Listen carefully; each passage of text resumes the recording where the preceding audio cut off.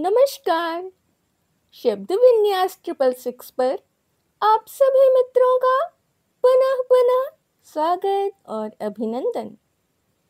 कहानियों के इस सफर में हमारे साथ लगातार बने रहने के लिए आप सभी का बहुत बहुत धन्यवाद। कहानियों की इस श्रृंखला में आज की कड़ी है धर्मवीर भारती जी की कहानी मंजिल। कहानी में भारती जी ने ईश्वर और उसके द्वारा बनाई गई सृष्टि की रचना का मनोरम दृश्य प्रस्तुत किया है।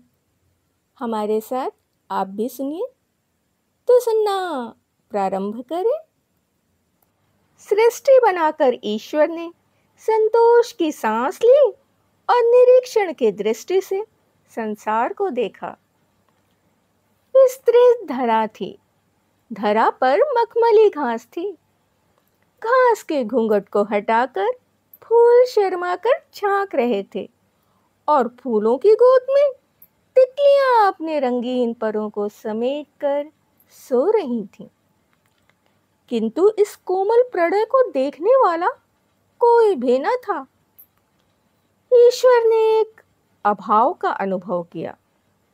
उन्मुक्त नीला आसमान था जिसमें रात को रुपहली चांदनी हंसती थी, दिन को सुनहली धूप लहराती थी, सुबह को शबनम झड़ती थी, रात को तारे जगमगाते थे। किंतु इन तारों को गिन गिन कर रात बिताने वाला कोई न था। ईश्वर ने एक अभाव का अनुभव किया। आसमान की सतह पर स्वर्ग था। स्वर्ग में अप्सराएं थीं। अप्सराओं के साथ देवता थे। केसर के तीर चलाने वाला अनंग था। मादकता बिखेर देने वाली रति थी।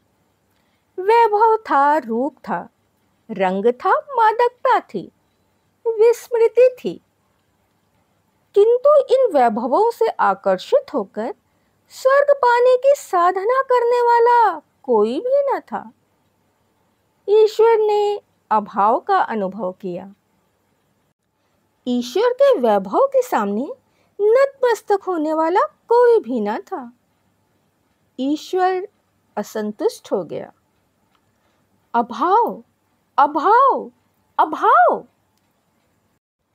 और तब ईश्वर ने अभाव को दूर करने के लिए एक भाव सृष्टि की।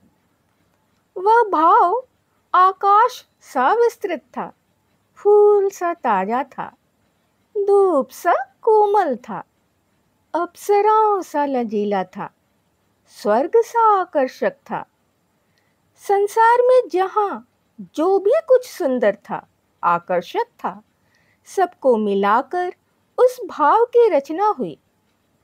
उस भाव का नाम ईश्वर ने रखा मनुष्यत्व।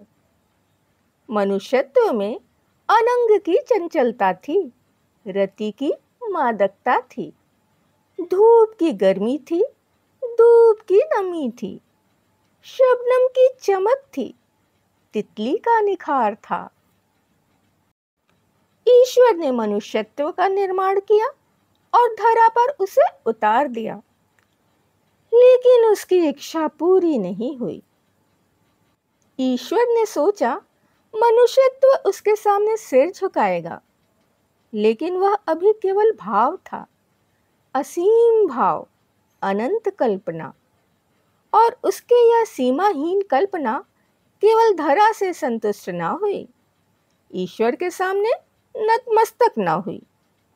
उसने आकाश के तारे तोड़ने शुरू किए, अनंग के तीर चुरा लिए, रति की मादकता लूट ली और नए स्वर्ग का निर्माण शुरू कर दिया। ईश्वर सहम गया। उसने क्षण भर सोचा, अच्छा, मनुष्यत्व को सीमित कर दो, धरा की कारा में मनुष्यत्व को बंदी बना दो। उसने दो मुट्ठी धूल उठाई और असीम भाव को सीमित देह में आबद्ध कर दिया। मनुष्यत्व अब मनुष्य बन गया। लेकिन मनुष्य ने भी हार ना मानी। उसके तन के सौरभ से आकर्षित होकर तितलियां चारों ओर उड़ने लगी। फूल उसके पैरों के नीचे बिछ गए। शबनम उसके पैरों को चूमने लगे। मनुष्य इन सब के स्नेह से तृप्त होकर हंस पड़ा और उसकी हंसी आसमान में किरणें बनकर छिटक गई। किंतु मनुष्य झुका नहीं। ईश्वर असफल रहा। उसने सोचा, मनुष्य अभी शबनम, तितली सभी को प्यार करता है। अभी उसका प्यार असीम है, इसीलिए उसकी सत्ता भी असीम है, उसकी शक्ति भी असीम है, क्योंकि प्यार का ही दूसरा नाम अस्तित्व है और अस्तित्व रखने की सामर्थ्य का नाम शक्ति है। अतः उसने सोचा, उसके प्यार को भी सीमित कर दो। और तब ईश्वर ने निर्माण किया नारी का। सौरभ सी कोमलता, पुष्प की पार्थिवता के संयोग से नारी का निर्माण हुआ। और एक दिन पुरुष ने देखी फूलों से लदी हुई बसंती झाड़ियों के बीच में लाज से सकुची हुई नारी। पुरुष को एक नया साथी मिला। वह हंसती थी तो फूल झड़ते थे। पुरुष फूलों को भूल गया। उसकी आंखों में चांदनी छिटकती थी। वह चांद को भूल गया। नारी की गति में ईश्वरत की शान थी और पुरुष ईश्वर को भूल गया और ईश्वर फिर हार गया। घने पेड़ों की शीतल छांव में, हरी मखमली दूब पर पुरुष और नारी कलियों को उछाल उछाल कर खेलते थे। एक दिन पुरुष के मन में नया विचार उठा। वह उठ खड़ा हुआ। उसने नारी से कहा, संगिनी, आओ हम तुम कुछ निर्माण करें। और नारी बाहें फैलाकर उसकी ओर बढ़ी। ईश्वर कांप उठा। यह क्या? पुरुष ईश्वर से सृजन का अधिकार भी छीन लेगा? उसने फौरन नारी और पुरुष के बीच में व्यवधान उत्पन्न कर दिया। वह व्यवधान था एक जलता हुआ प्रकाश चिन्ह।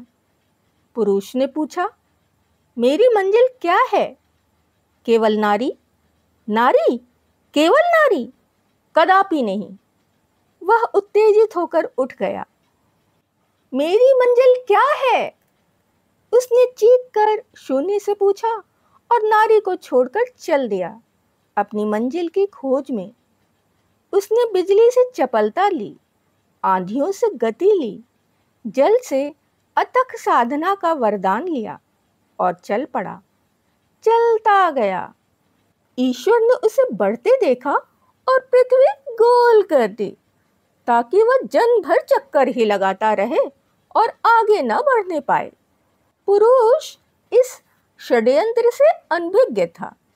वह पृथ्वी का चक्कर लगाता गया, यहाँ तक कि उसी स्थान पर पहुंच गया जहां नारी थी। वह खड़ा हो गया। इसका क्या अर्थ? पृथ्वी का चक्कर लगाकर फिर वही पहुंचा जहां नारी थी। तो क्या नारी ही उसकी मंजिल है? नारी ने अलसोही लजीली पलकें उठाकर पुरुष की ओर देखा। मुट्ठी भर फूल उधर फेंक दिए। पुरुष विवल हो उठा और उसने दो कांपते हुए होठों पर दो जलते हुए होंठ रख दिए और जैसे किसी जादू से दोनों खंड खंड हो गए।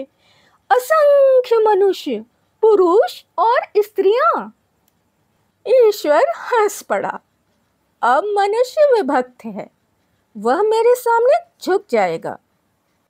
लेकिन ईश्वर का अभाव ही तो है उस विभक्त आदम पुरुष की मूलभूत एकता। उसने विभाजन की बेहोशी में भी आवाज दी, मेरी मंजिल कहाँ है? और असंख्य कंठों से यह प्रतिध्वनि उठी, हमारी मंजिल कहाँ है? ध्वनि प्रतिध्वनि जब स्वर्ग पहुंची तो स्वर्ग की नींवें हिल गईं। ईश्वर का सिंहासन डोल उठा और उसके बाद असंख्य चरण आगे बढ़े।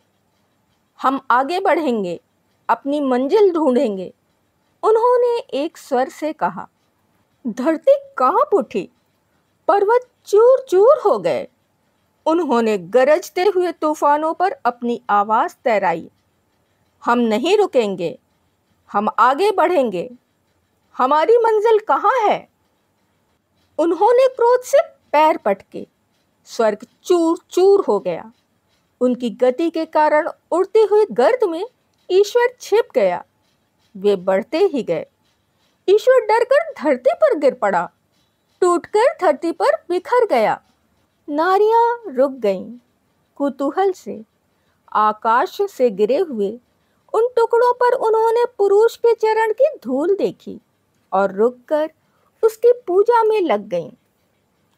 पथरीले ईश्वर के वे टुकड़े पुरुष के चरणों की धूलि से सने थे। इसी से नारी के उपास्य बन गए। पुरुषों ने नारियों को रुकते हुए देखा। क्या वे भी रुके? एक ने पूछा। क्यों रुके? क्या नारी हमारी मंजिल है? नारी हमारी मंजिल है? असंभव। नारी बहुत दुर्बल है, दूसरे ने कहा। नारी तो स्वयं पुजारिन है, उसमें पूजा ग्रहण करने की शक्ति कहाँ? नारी पथ हो सकती है, मंजिल नहीं। साधन हो सकती है, साध्य नहीं। और वे फिर बढ़ चले। हजार लाख करोड़ असंख्य बार वे पृथ्वी के चारों ओर घूमे, रुके नहीं। नारी पूजा में संलग्न रही, पुरुष बढ़ते रहे। अंत में पुरुष के पैर न थके, संसार की पगडंडियां थक गईं। वे बोली, बस करो मुसाफिरों, हम हार गईं। सच तो यह है पुरुष कि तुम खुद अपनी मंजिल हो। विश्व की पगडंडियां कोने कोने से चलकर तुम्हारी ही परिक्रमा करती हैं। पुरुष, मंजिल तो तुम खुद हो, हम तो तुम तक पहुंचने का यत्न करती हैं। पर फिर भी पुरुष नहीं रुके। थकी म्लान पगडंडियां उन्होंने हाथों में उठा ली और आसमान को पैरों के नीचे बिछाकर चल दिए। और तब से आज तक नारी पूजा करती है, पुरुष चलता है। इसलिए नहीं कि उसे किसी मंजिल तक पहुंचना है। मंजिल तो वह खुद है। वह बढ़ता है इसलिए कि चलने से पैरों की ताकत बढ़ती है और मंजिल खुद दिन पर दिन मजबूत होती जाती है। आसमान पर उसके पैरों के निशान रात को तारे बनकर चमक उठते हैं। अभी आपने सुना धर्मवीर भारती जी की कहानी मंजिल। कहानी आपको कैसी लगी? पसंद आने पर लाइक कर सकते हैं, मित्रों और परिवारजनों में शेयर कर सकते हैं। नए सदस्य चैनल को सब्सक्राइब कर लें, बेल आइकन को अवश्य ही दबा लें, जिससे कोई भी नई कहानी या उपन्यास अपलोड होने पर सबसे पहले आप तक पहुंच पाए। अपने पसंद की कोई कहानी या उपन्यास यदि आप सुनना चाहते हैं तो कमेंट्स के जरिए हमें बता सकते हैं। हम यथासंभव कोशिश करेंगे कि आपकी पसंद की कहानी आप तक जल्दी पहुंचे। अभी के लिए विदा। शुक्रिया।